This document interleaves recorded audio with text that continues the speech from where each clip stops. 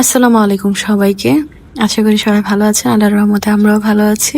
এই ভিডিওটা অনেকদিন আগের, বাট আপনাদের সাথে শেয়ার করা হয়নি, তো আজকে আপনাদের সাথে শেয়ার করবো পুরো ভিডিওটা। তো সেদিন বানিয়েছিলাম বিফ স্টেক গুলো অনেকদিন ধরেই বানাবো করে আর বানানো হচ্ছিল না, কিন্তু এগুলার প্রিপারেশন আমি আগে করে রেখেছিলাম।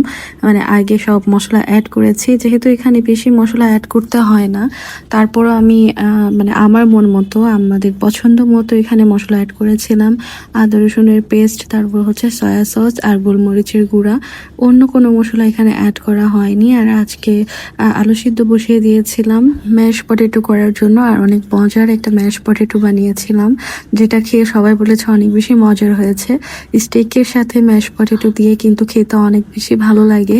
তো প্রথমে আমি বাটারের মধ্যে বিফ স্টেকগুলা সুন্দর করে দিয়ে দিচ্ছিলাম। এখন বড় বড় দেখা যাচ্ছে, বাট করার পর একদম ছোট ছোট হয়ে গেছে। আর প্রথমে আমি দুইটাই দিয়েছি, তারপর দু চুলায় একসাথে 4টা করে এরকম করে দিয়েছিলাম। আর এটা যেহেতু আমাদের বাসায় সবাই অনেক বেশি পছন্দ করে বিফ স্টেক, আমার খেতেও অনেক ভালো লাগে।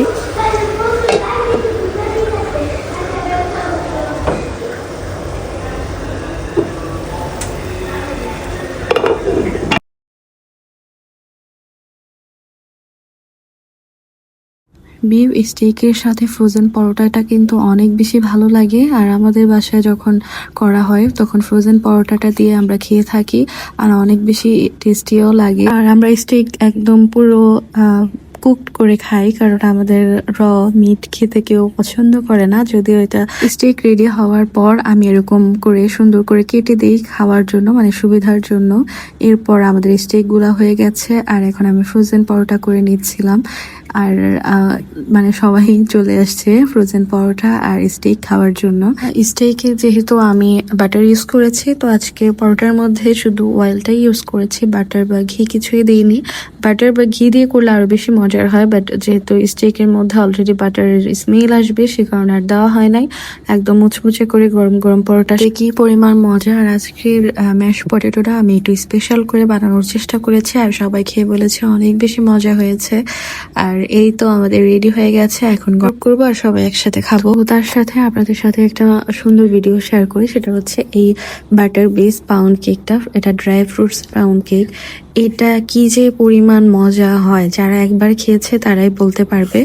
আমাদের বাসার সবচেয়ে ফেমাস কেক হচ্ছে বর্তমান এই ফ্রুটস কেকটা, আর এটা এখন সবার বেশি পছন্দ। আমি ওরকম কেক পছন্দ করি না, বাট এই কেকটা খেতে কি পরিমাণ যে মজা। আমি কেকটা ঠান্ডা করার পর 1 স্লাইস বা 2 স্লাইস খাই, আমার কাছে যে কি পরিমাণ ভালো লাগে। আপনারা যারা অর্ডার করতে চান অবশ্যই কেক কাউন্টার বাই তানবিয়াতে ইনসাইড ঢাকার ভিতরে অর্ডার করতে পারবেন। প্রিমিয়াম বাটার, তারপর হচ্ছে একদম অথেন্টিক রেসিপিতে এটা করা হয়। বাচ্চা থেকে বড়দের সবার অনেক বেশি পছন্দ। আপনার বাচ্চাদের টিফিনে চাইলেও এটা দিতে পারবেন। আমি তফা টিফিনেও দিয়ে থাকি, তফা খুবই পছন্দ করে। আর এই কেকটা কিন্তু 2 পাউন্ড পরিমাণের ছিল, মানে আমি একসাথে ফ্যামিলি সাইজ বানিয়েছিলাম। আপনারা যেটা 1 পাউন্ড পরিমাণে অর্ডার করতে পারবেন। এরকম একটা লম্বা শেপের থাকে, মানে পাউন্ড কেকের মতো থাকে, বাট আমি এখানে বড় মোল্ডে একসাথে বানিয়ে নিয়েছিলাম। তো আপনারা যারা এখনো ট্রাই করেন না, একবার হলো ট্রাই করবেন ইনশাল্লাহ।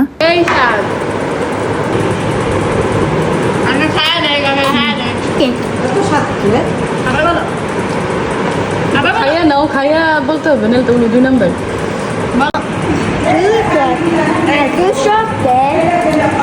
আলহামদুলিল্লাহ, বরাবরের মতো এবারে স্টিকটাও খুব মজার ছিল, আর সবাই অনেক বেশি পছন্দ করেছে। সাথে হচ্ছে ম্যাশ পটেটোটাও অনেক বেশি টেস্ট হয়েছিল। আল্লাহ হাফিজ।